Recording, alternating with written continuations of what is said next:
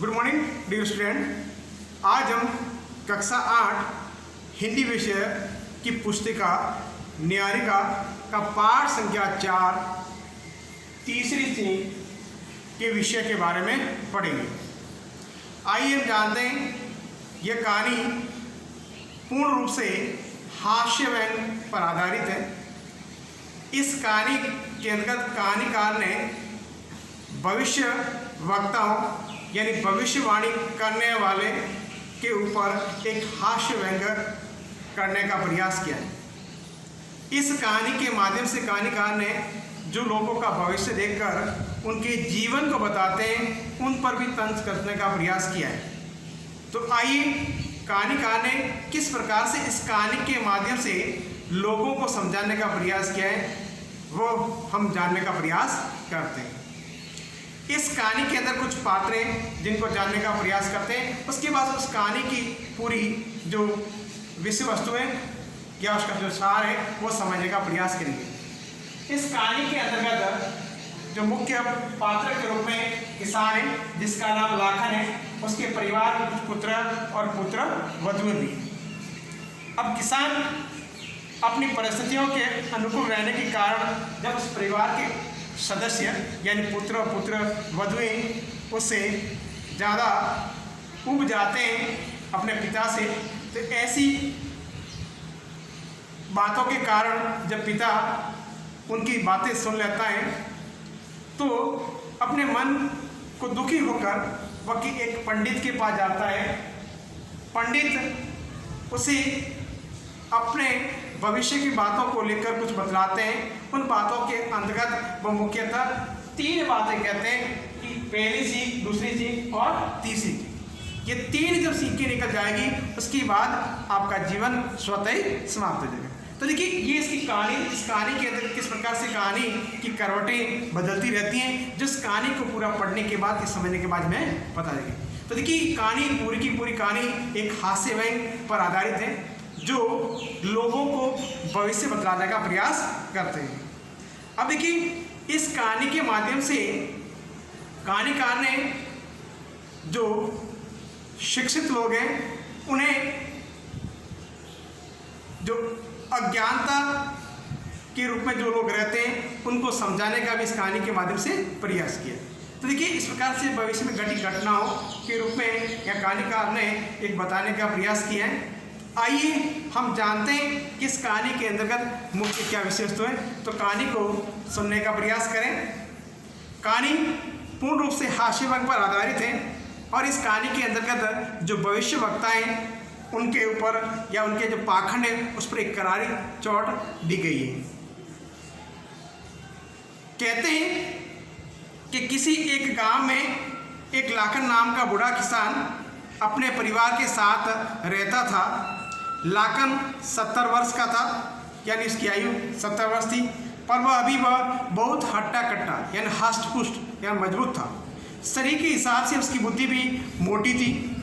यूँ तो उसके बेटे जवान हो गए थे, लेकिन घर में उसकी मर्जी के बिना पत्ता भी नहीं हिलता था, यानी घर का मुखिया होने के नाते घर के सारे कार्य का देखरेख वही करता था। लाखन के बेटे और बहुएं बात पर लड़ते झगड़ते रहते थे। एक दिन बड़ी बहू अपने पति से बोली, तुम्हारे पिताजी की गुलामी हमें कब तक सहनी पड़ेगी। यह खुसट बुढ़ा तो हिलने का नाम ही नहीं लेता, लगता है अमर फल खाकर धरती पर आ गया।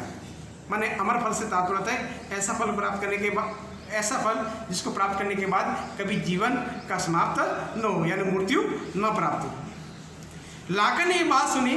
बात तो उसे बहुत अखरी माने अच्छी नहीं लगी, लेकिन उसने बहू बेटों से कुछ नहीं कहा, यानी चुपचाप रह गया।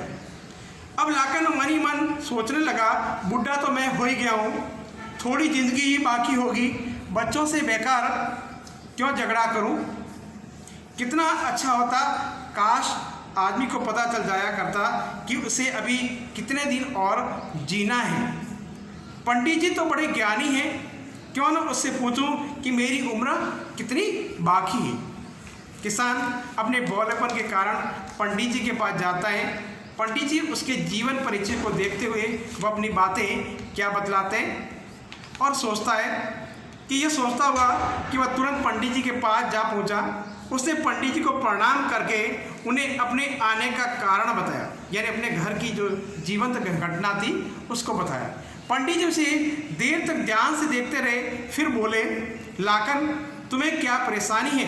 जो थोड़ा बहुत उम्र बाकी है उसे यूं ही अजान रहकर मज़े से गुजार दो, यानी जो हो रहा उस घटना को होने दो और अपने जीवन अपनी मस्ती से जीते रहो। बाकी उम्र पता चलने पर तुम जीते जी डर के मारे गुल गुल कर मर जाओगे। लेकिन लाखन अपनी जीत पर अड़ा रहा, तो पंडित जी ने पन्ना संभाला, यानी भविष्यवाणी का जो टिप्पणा जो कहते हैं उसको देखा, इसके पत्ते उलटे और देखने के बाद क्या कहते हैं कि देर तक हिसाब किताब लगाकर बोले कि तीसरी बार सीखने के बाद तुम मर जाओगे, ये समझे। यानी जब तुझे जो छींके हैं जो हमारी शरीर की सामान्य क्रियाएं, लेकिन वो कहते हैं कि जब तीसरी बार तुम्हें इस प्रकार की जो आ जाएगी, इसके बाद तुम्हारी मृत्यु निश्चित है। 3 बार सीखने के बाद लाखन ने घबराकर पूछा, हाँ 3 बार सीखने के बाद पंडित जी ऐसे विश्वास के साथ बोले जैसे आगे सारी दुनिया उनके इशारे पर ही चलने वाली, जो हर महीने 1 बार सीख आए।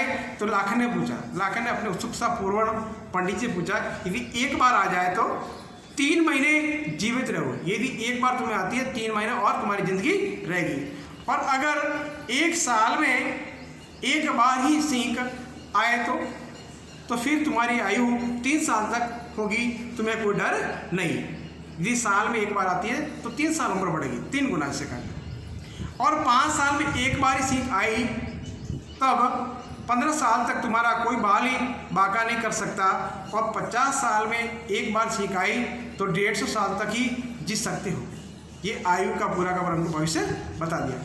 किसान को कुछ संतोष हुआ, वह सोचने लगा सीखना तो मुझे है, फिर मैं सीखूंगा ही क्यों, और सीखूंगा नहीं तो 150 साल जीने से मुझे कोई नहीं रोक सकता।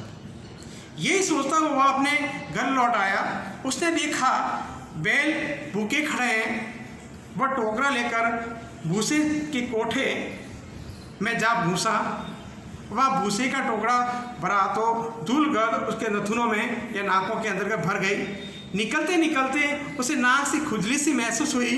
वह टोकरा नीचे रखकर नाक में अंगुली डालकर खुजलाने लगा, लेकिन इससे खुजली मिटने के बजाय और बढ़ गई। वह घबराया कि कहीं सीख न आ जाए। उसने अपने को खूब संभाला, पर सीख रोक न रुकी। आँख छी अचानक गोली से छूट गई, यानी उसके नाक से निकल गई। यह पहली सीख थी। लाखन पछताने लगा, हाय राम, 50 सालों की पहली सीख पहले दिन आ धमकी। अब जिंदा रहना है तो सीख का दूसरा ध्यान रखना होगा। अब जिंदगी में बाकी रह गई सिर्फ 2 सीखें। यह सब भूसे की मेहरबानी है। अब मैं भूसे को भूलकर भी हाथ नहीं लगाऊंगा। लाखन ने बेटों को समझा बुझाकर पशुओं को चारा डालने के काम में अपने आप को मुक्त कर लिया, यानी आज के बाद उन्होंने पशुओं का चारा डालना बंद कर दिया। उसने नीचे कर लिया कि वह किसी भी कीमत पर सीख न आने देगा। दूसरे दिन वह कुएं पर नहा रहा था। कुएं का ठंडा ठंडा पानी और ऊपर से ठंडी हवा के झोंके। उसने नहाने का काम जल्दी जल्दी निपटाया और झटपट कपड़े पहनकर अपने घर की ओर लपका। ठंडी हवा जो लगी, रास्ते में ही उसकी नाक में झुरझुरी सी होने लगी। वह घबराया कि कहीं फिर गड़बड़ न हो जाए। उसने तुरंत मुंह बंद किया और अपनी नाक दोनों हाथों से कसकर बंद कर दी।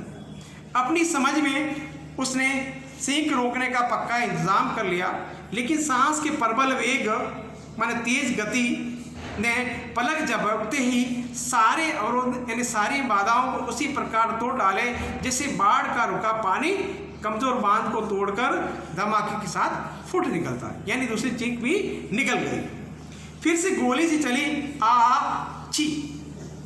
यह दूसरी चीख थी। अब जिंदगी और मौत के बीच सिर्फ एक चीख का फासला रह गया था। लाखन ने सारे बंदोबस्त धरे के धरे रह गए।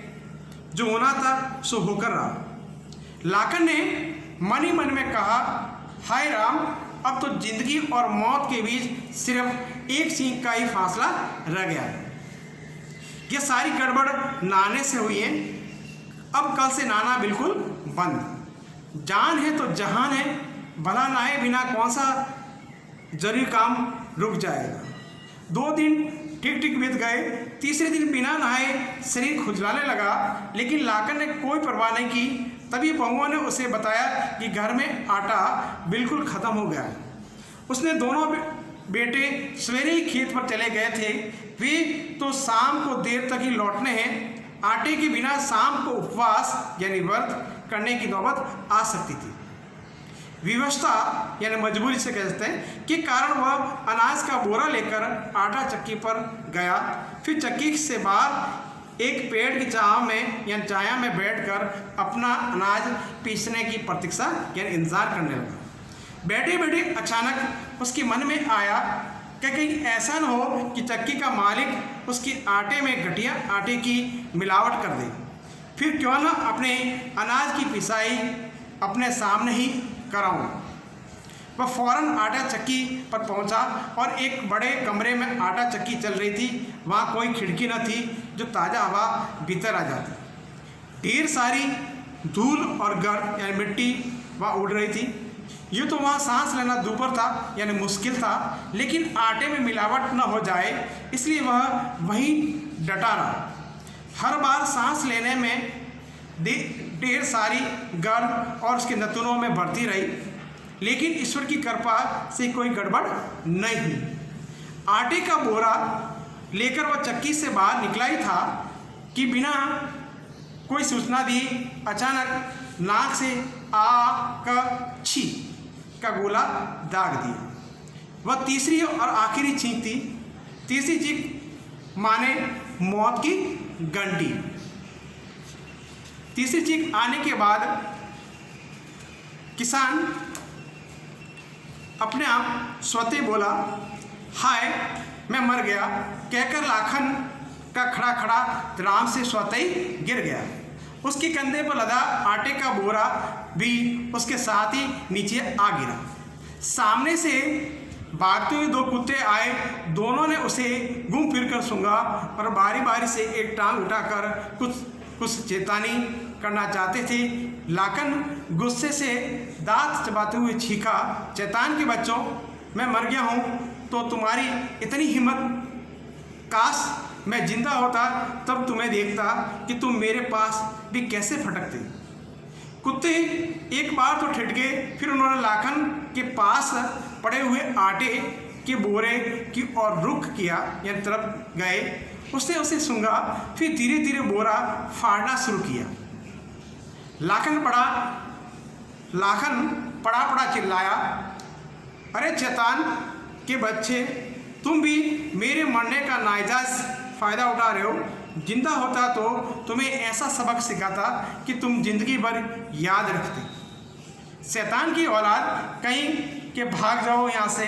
उसका चिल्लाना सुनकर चक्की का मालिक डंडा हाथ में लिए बाहर निकला। वह लाखन को बाहर पड़ा देखकर बोला, तुम यहाँ क्यों पड़े हुए हो? अरे तुम इतना भी नहीं जानते कि मुझे तीसरी चीख आ गई है और मैं मर गया हूँ। लाखन ने लेटे लेटे कहा, अच्छा तो तुम मर गए हो? हाँ मैं मर गया हूँ, लाखन बोला। चक्की वाला बोला, मैं तुम्हारी क्या सहायता कर सकता हूँ? भैया तुम देखते ही नहीं, ये शैतान कुत्ते मेरा आटे का बोरा फाड़ रहे हैं। मैं जिंदा होता तो इन्हें अपने आप भगा देता। मर गया हूँ तो अब क्या कर सकता हूँ? तुम मेहरबानी करके यहाँ से इन्हें भगा दो। ठीक है भगा ही देता हूँ, चक्की का मालिक कहता है। यह कहकर चक्की के मालिक ने डंडे मार मार कर उन कुत्तों को भगा दिया। फिर किसान से बोला, लो तुमने तो नहीं कहा, पर बिना कहे तुम्हारी थोड़ी सी मदद और किए देता हूँ। यह कहकर उस चक्की वाले ने तड़ाक तड़ाक करके 5 और 6 बार जोर से डंडे लाखन की पीठ पर भी जमा दिए। डंडे लगते ही लाखन बिजली सी फुर्ती से उछलकर खड़ा हो गया और चक्की वाले से बोला, शुक्रिया, धन्यवाद, तुम्हारा बहुत बहुत शुक्रिया। तुमने मुझे फिर से जिंदा कर लिया। भैया तुम मुझ पर इतनी मेहरबानी न करते तो मैं अब तक मरा ही पड़ा रहता। फिर लाखन आटे का बोरा कंधे पर लाद कर खुशी खुशी अपने घर आ गया। वह अब तक जिंदा है और सबसे यही कहता है कि वह तीसरी चीख के बाद मर गया था। चक्की वाले ने उसे फिर से जिंदा किया है। तब से उसे सैकड़ों सिक्के भी आ चुकी हैं, लेकिन अब खूब भला चंगा है, यानी बहुत अच्छा है और वह अभी तक भी नहीं मरा है। तो देखिए ये कहानी थी, हास्य व्यंग्य कहानी थी। इस कहानी के अंतर्गत कहानीकार ने बहुत ही बढ़िया तरीके से समझाने का प्रयास किया कि जो लोग अंधविश्वास के अंदर जकड़ जाते हैं तो उनकी मानसिकता जो है उससे बाहर नहीं निकल पाती। तो इसी कहानी के माध्यम से लोगों को समझाने का प्रयास किया कि अंधविश्वासों में या किसी भविष्य के जो वक्ता जो बताते हैं उनके पाखंड में नहीं आना चाहिए। जीवन है हमारा अमूल्य है, इस जीवन को जीने के लिए हमें ज्ञान की आवश्यकता और जो ज्ञान के आधार पर जो हमें शिक्षा प्रदान की जाती है उसी शिक्षा को प्राप्त करनी चाहिए। अंधविश्वासों पर कभी विश्वास नहीं करना चाहिए। इस कहानी का यही मुख्य सार बनता है। इसमें कहानीकार ने बड़े हास्य ढंग से समझाने का प्रयास किया है। धन्यवाद।